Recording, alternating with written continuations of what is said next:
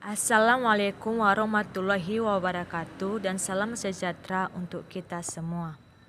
Kami dari Universitas Negeri Medan, Fakultas Ekonomi, Program Studi 1 Pendidikan Akuntansi tahun 2020 dalam mata kuliah Pengantar Manajemen agar menjelaskan tentang desain dan struktur organisasi.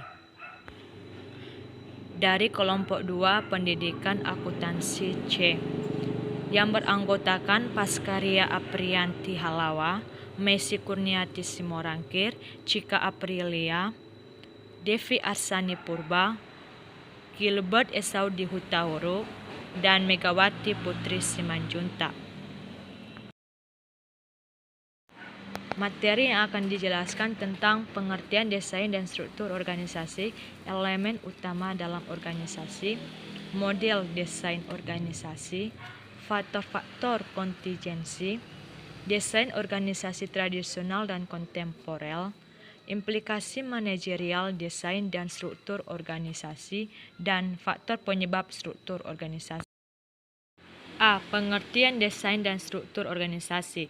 Desain organisasi merupakan proses perkembangan hubungan dan penciptaan struktur untuk mencapai tujuan organisasi. Sedangkan struktur merupakan hasil dari proses desain yang merupakan suatu kegiatan yang bersifat kontinu dan dirancang oleh manajer.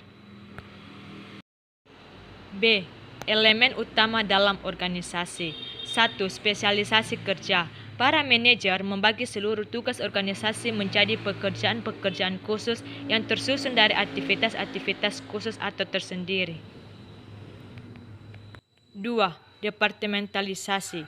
Dasar yang dipakai untuk mengelompokkan pekerjaan secara bersama-sama, yang terbagi menjadi departementalisasi fungsional, departementalisasi produk, departementalisasi geografis, departementalisasi proses, dan departementalisasi pelanggan.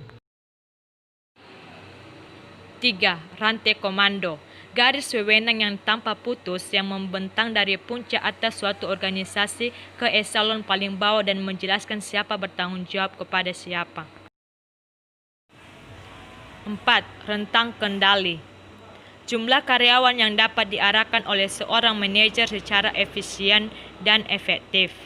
Rentang kendali dipengaruhi oleh keahlian dan kemampuan manajer, karakteristik karyawan, karakteristik pekerjaan yang dikerjakan, keserupaan tugas, kerumitan tugas, kedekatan fisik dengan bawahan, dan standarisasi tugas. 5. Sentralisasi dan desentralisasi. Sentralisasi merujuk kepada tingkat di mana pembuatan keputusan dikonsentrasikan pada satu titik dalam suatu organisasi, yang artinya pengorganisasian manajer puncak membuat semua keputusan dan karyawan level rendah hanya menunaikan tugas yang diberikan. Sedangkan desentralisasi di mana pengorganisasian pembuatan keputusan didorong kepada siapa yang paling dekat pada tindakan. 6. Formalisasi. Formalisasi yaitu sejauh mana organisasi menyandarkan dirinya pada peraturan dan prosedur untuk mengatur perilaku dari para pegawainya. Formalisasi mengacu derajat di mana segala harapan mengenai cara dan tujuan pekerjaan dirumuskan, ditulis, dan diberlakukan. Dengan demikian, formalisasi merupakan hasil dari spesialisasi kerja yang tinggi, pembagian departemen berdasarkan fungsi, dan luasnya rentang kendali yang berhubungan dengan suatu ukuran tentang standarisasi. C. Model desain organisasi. Model desain organisasi adalah mekanisme-mekanisme formal pengelolaan suatu organisasi yang menunjukkan kerangka dan susunan pola tetap hubungan-hubungan di antara fungsi-fungsi, bagian-bagian atau posisi-posisi maupun orang-orang yang menunjukkan kedudukan, tugas, wewenang, dan tanggung jawab yang berbeda-beda dalam satu organisasi. Pada penerapannya, model desain organisasi terdiri dari dua, yaitu model organisasi mekanistik, yaitu sebuah struktur yang dicirikan oleh departementalisasi yang luas, formalisasi yang tinggi, jaringan informasi yang terbatas, dan sentralisasi, yang terdiri dari dan mulai mekanistik.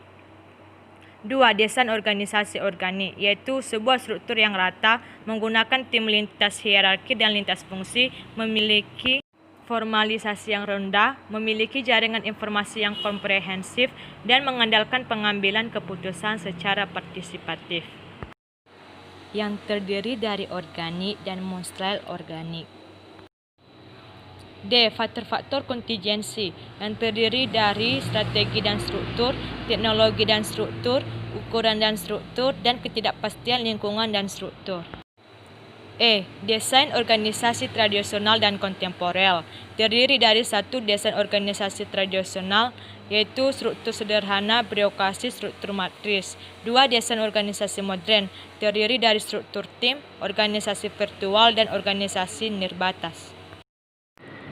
F. Implikasi manajerial desain dan struktur organisasi. Joko Malis mempunyai posisi sebagai staf perencanaan satu perusahaan besar dalam industri berteknologi tinggi. Walaupun sebagian besar waktunya dihabiskan dalam proses perencanaan jangka panjang dan strategis bagi perusahaan, dia juga ditugaskan dalam satuan tugas khusus untuk mengorganisasikan kembali perusahaan. Presiden, direktur, dan wakil direktur merasa khawatir tentang posisi persaingan perusahaan dalam industri.